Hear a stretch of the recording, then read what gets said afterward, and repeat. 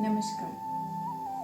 घुटनों की मोबिलाइजेशन के लिए या गतिशीलता बढ़ाने के लिए या फिर अपने आप को प्रिपेयर करने के लिए, घुटनों को प्रिपेयर करने के लिए दूसरे अभ्यासों के लिए हमने बैठकर एक अभ्यास देखा।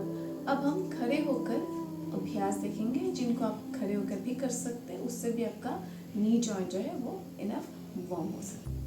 सीधे खड़े हो जाए, कमर में हाथ, अब एक पैर को उठाए, घुटना ज़्यादा आगे की तरफ नहीं जाएगा, ऐसे सीधा ही रखना है और इस पैर को पीछे से बेंड करना है जितना बेंड कर सके और फिर सीधा करना है। जब सीधा करें तब घुटने में संकुचन, कॉन्ट्रैक्शन होना चाहिए, ठीक है। लेकिन घुटना बहुत ज़्यादा, पैर बहुत ज़्यादा आगे की तरफ नहीं जाएगा। एक कोशिश कीजिए थोड़ा बहुत स्ट्रेट लाइन में रहे, ठीक है। फिर से पीछे की तरफ। इससे क्या हो रहा है कि घुटने में हमारी बेंडिंग भी हो रही है और दूसरा घुटने में हमारी स्ट्रेटनिंग भी हो रही है। पीछे और फिर आगे, फिर पीछे, फिर आगे, फिर पीछे, फिर आगे। जब भी आगे आ रहा है तभी घुटना हमारा कॉन्ट्रैक्शन, संकुचन हो रहा है। जब पीछे ले जाए, ध्यान रहे ऐसे नहीं लेना है, ऐसे घुटने को बहुत आगे नहीं लेना है, ऐसे लेना है बस। और फिर थोड़ा आप कोशिश कीजिए इसको पीछे लेने की जितना हो सके, तलवे को जितना ऊपर की तरफ एंड फिर स्ट्रेट, फिर आगे स्ट्रेट। इसी मूवमेंट को आप 10 बार करेंगे दोनों पैर से। और जब भी पैर को नीचे ले जाए जमीन पर ना लगाए, जमीन पे टच ना करें, बस सीधा ऐसे। इसके लिए आपको जिस भी पैर पे आप खड़े हैं उस पैर पे आपको ताकत लाने की जरूरत है। इस पैर पे आपको बैलेंस करने की जरूरत है। अगर बैलेंस करेंगे तभी इस चीज को कर सकते हैं दूसरे पाँव से।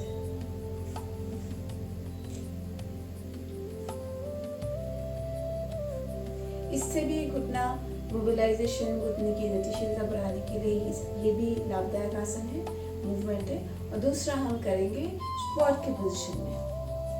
पैरों के बीच में बहुत ज्यादा अंतर नहीं लाना है, एक हिप लाइन बराबर अंदर लाना है और हाथों को सीधा करते हुए उठक बैठक जैसा करेंगे। Exhale, inhale up, exhale, inhale up, exhale, inhale up. Side से भी दिखाऊं, ऐसे हिप को पीछे की तरफ धकेलते हुए नीचे। इसमें ध्यान रखना है जब भी आप नीचे बैठे, घुटना बहुत ज्यादा ऐसा नहीं होना चाहिए, घुटने आगे की तरफ नहीं जाएगा, घुटने में प्रेशर नहीं आएगा। बेसिकली मेन जो आपका हिप पीछे की तरफ जाएगा। इससे क्या होगा, जब भी आप पीछे जा रहे हैं तो आपका घुटना और ये एंकल जॉइंट जो है इसमें एक थोड़ा बहुत स्ट्रेट लाइन, पूरा स्ट्रेट नहीं होगा लेकिन कम से कम इसमें बहुत ज़्यादा बेंडिंग भी नहीं होगा, ठीक है। सांस लेकर ऊपर की तरफ, फिर सांस छोड़ के नीचे, सांस लेकर ऊपर, सांस छोड़ के नीचे। जब भी ऊपर आए ध्यान रहे पैर, आपके पैरों की उंगलियां जमीन पर अच्छे से टिके होने चाहिए, ताकि जब भी आप नीचे बैठे आपके पैर, पूरा तलवा जमीन पर टिका हो।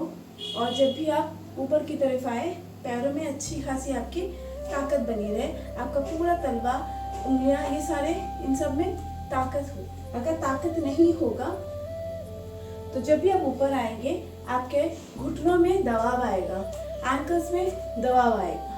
तो इस दबाव से बचे, उसमें कोई प्रेशर ना हो, इसलिए अपने पैरों को अच्छे से जमीन पर टिकाए, पैरों की उंगलियों को फैलाएं ताकि पैरों की उंगलियों के ताकत के बल पर आप ऊपर और नीचे कर सकें। सांस लेकर ऊपर, सांस छोड़ के नीचे। इसे आप कम से कम 20 बार कर सकते हैं।